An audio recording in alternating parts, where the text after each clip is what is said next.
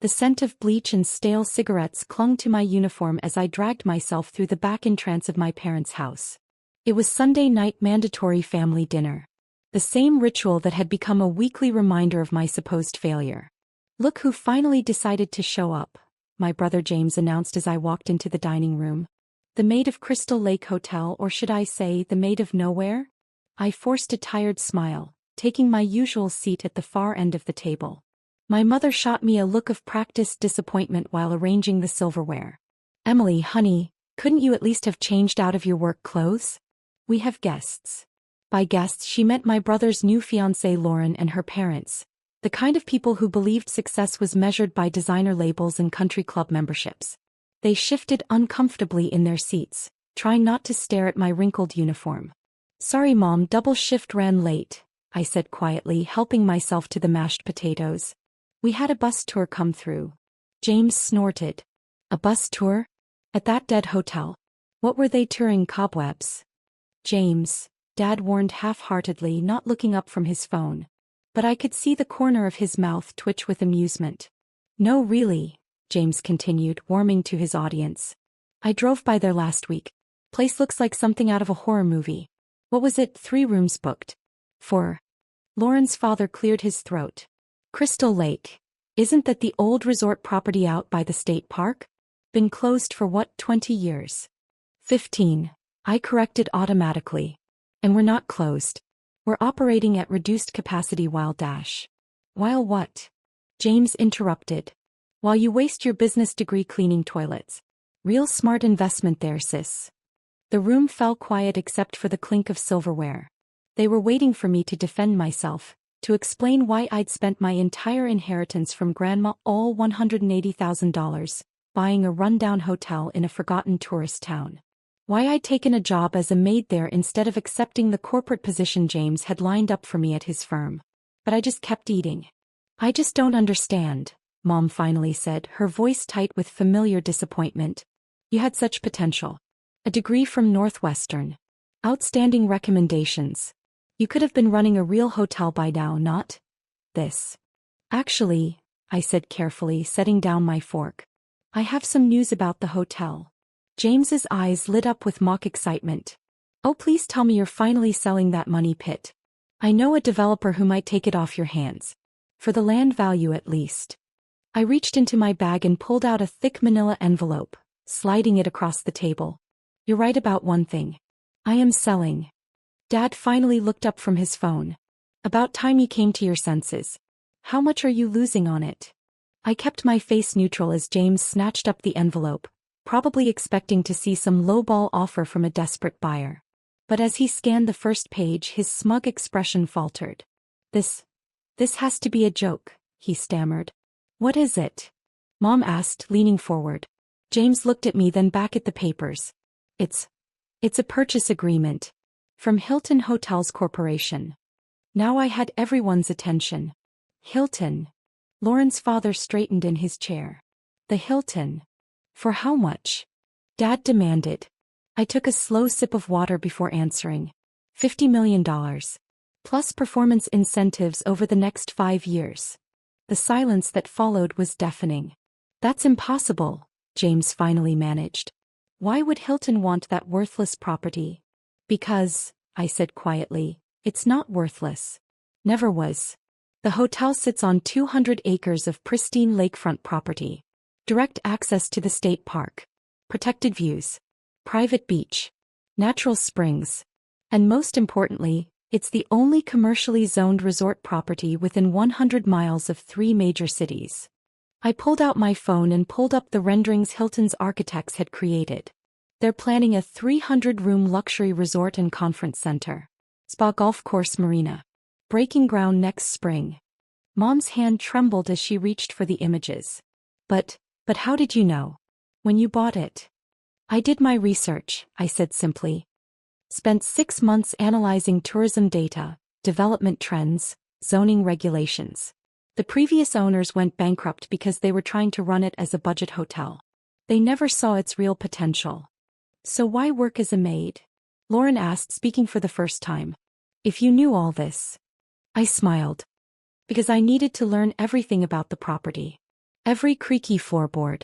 Every maintenance issue. Every staffing challenge. I needed to understand it from the ground up before I could pitch it to major investors. The bus tours, James said slowly, realization dawning. They weren't tourists. Hotel executives. Development teams. Investors. I nodded.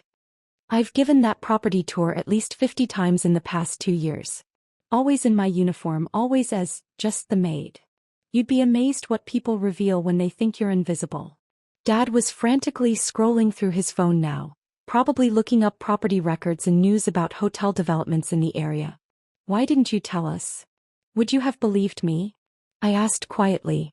When I first bought it, you all said I was throwing my life away. Said I was naive. Stupid. Every Sunday dinner became an intervention about my poor life choices. I stood up, gathering my things. The sale closes next month. I'll be staying on as development director for the new resort. And yes, James, I'll be running a real hotel. One that I helped create. As I walked toward the door, I turned back one last time. Oh, and Mom? Sorry about the uniform. But it's the last time you'll have to be embarrassed by it. I quit that job this morning. The look on their faces as I walked out, that was better than any dessert they could have served.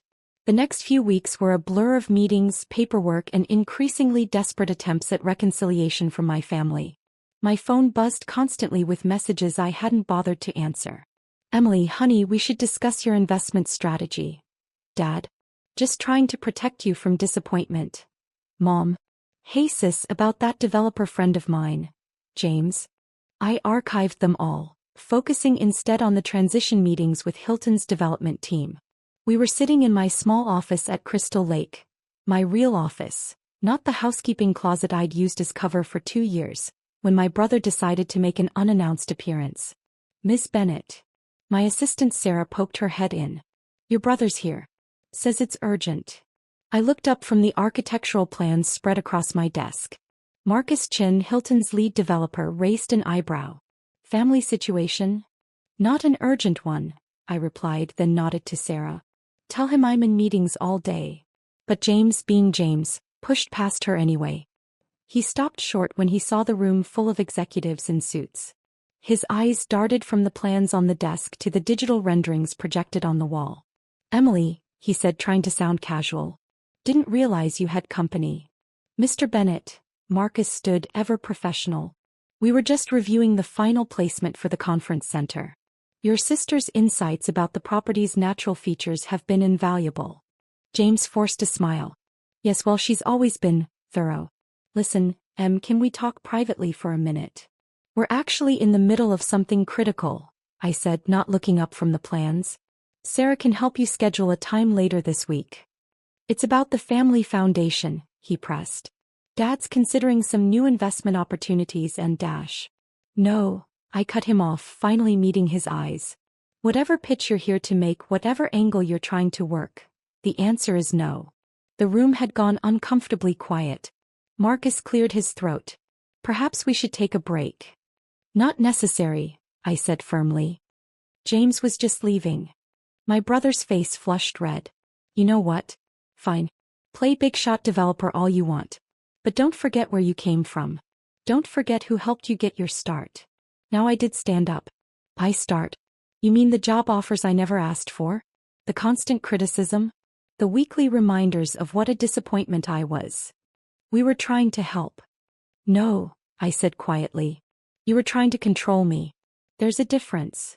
James opened his mouth to argue, but I held up my hand. I have a $50 million development project to oversee. I don't have time for whatever scheme you're selling. Sarah will show you out. After he left, Marcus let out a low whistle. Family business is always complicated. I sat back down, straightening the plans he'd brought. Not anymore. Now it's just business. But of course it wasn't that simple. Never is with family. That evening, as I was doing my final walkthrough of the property, a habit I couldn't break after 2 years of actual housekeeping, I found my mother waiting in the lobby.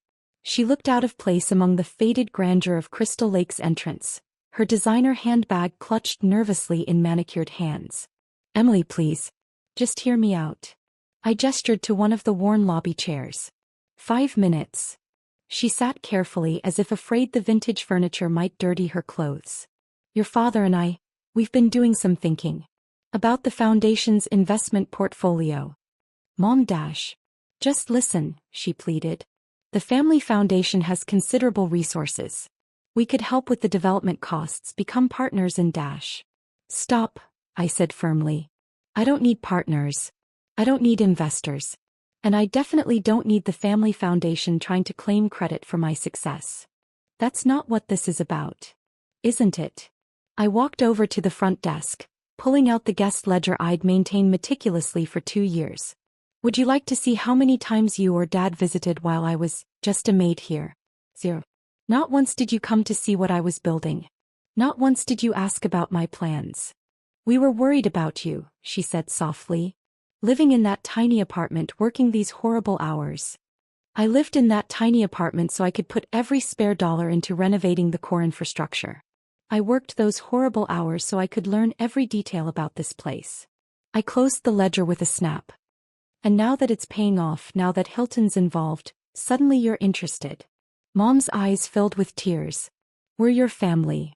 Family would have believed in me, I replied. Or at least asked why I believed in this place so much. Just then Sarah appeared with a stack of contracts.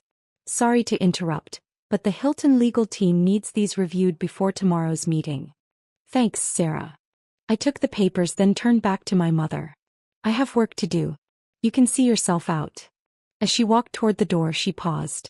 Your grandmother. She would be proud of you. That hit harder than I expected. Grandma had been the only one who supported my decision to buy Crystal Lake. She'd seen something in this old place that matched what I saw, not what it was but what it could be. I know, I said quietly. That's why she left me the money to buy it. She believed in making your own path, not following someone else's. After Mom left, I sat in the lobby for a long time, surrounded by the ghosts of Crystal Lake's past glory. The grand staircase that had hosted countless wedding parties. The massive fireplace where families had gathered on cold nights. The wall of windows overlooking the lake, now cleaned to a sparkle thanks to my own hands.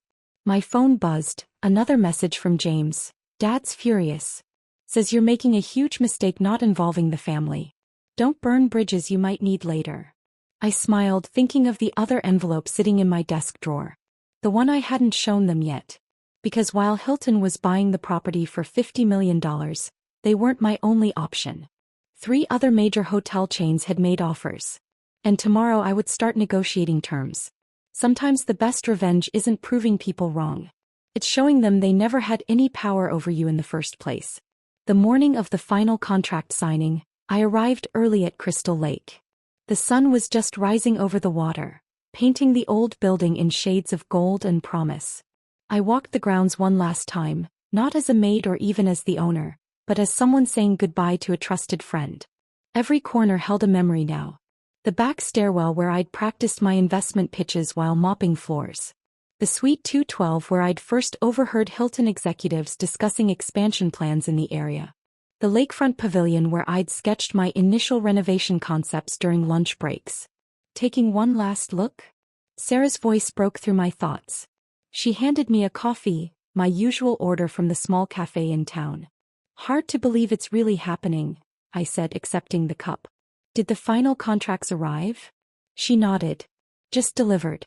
But there's something else you should know. Your family's here. I froze. All of them. Your parents, your brother, his fiancée, even her parents. They're waiting in the main conference room. Of course they were. Today of all days. There's more, Sarah added hesitantly. Your father's brought Howard Sterling.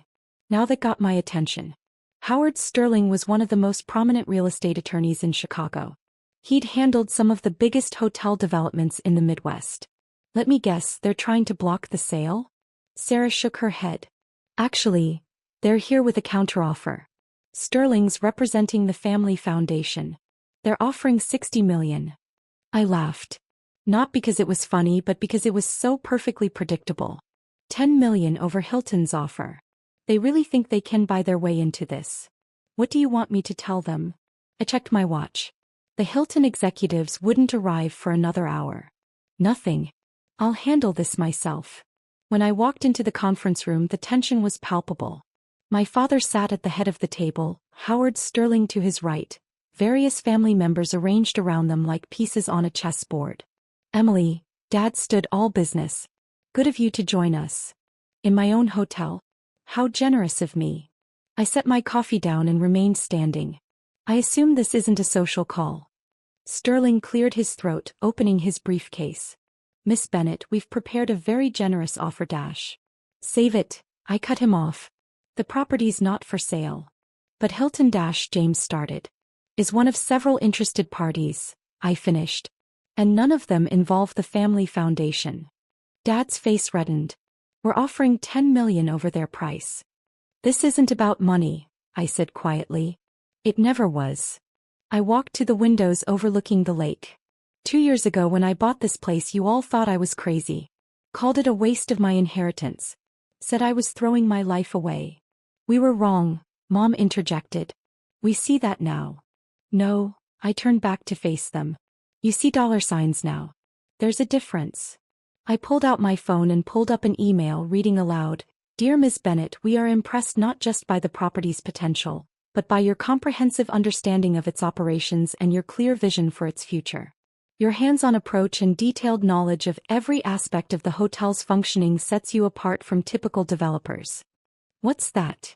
James demanded. An email from Marriott International, I said calmly.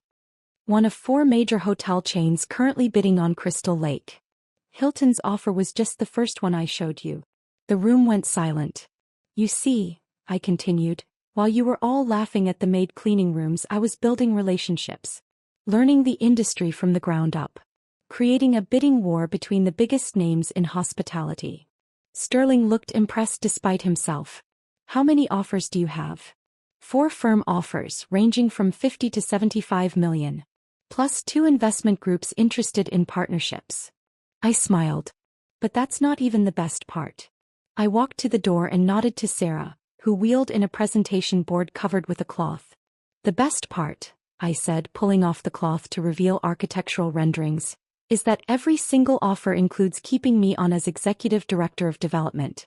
Not just for this project, but for future expansions across their portfolios. The renderings showed not just Crystal Lake's transformation, but concepts for 3 other resort properties in different states. My name was listed prominently on each one.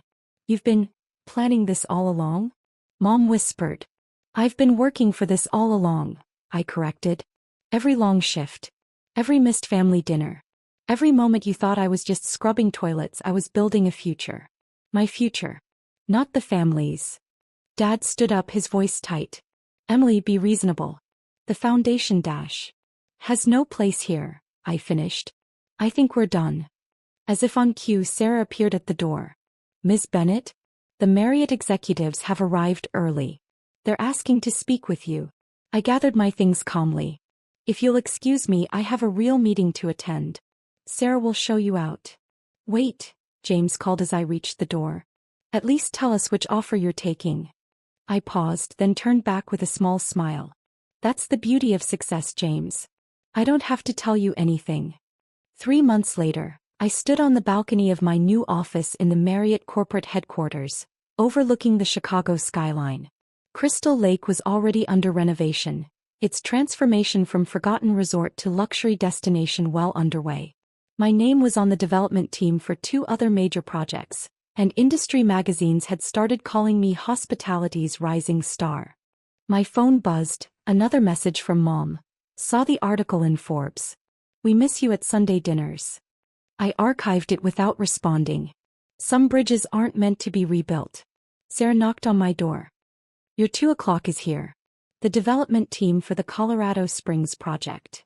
I straightened my jacket, designer now but still practical. Still ready to roll up my sleeves and get my hands dirty if needed. Because that's what real success taught me. It's not about looking the part. It's about doing the work even when no one's watching. Especially when no one's watching. Send them in, I said, taking my seat at the head of the conference table. And Sarah, make sure they have the updated projections. The ones that show why starting from the bottom is sometimes the best way to reach the top. Because in the end, success isn't about proving others wrong. It's about proving yourself right. And sometimes the best view comes after the longest climb.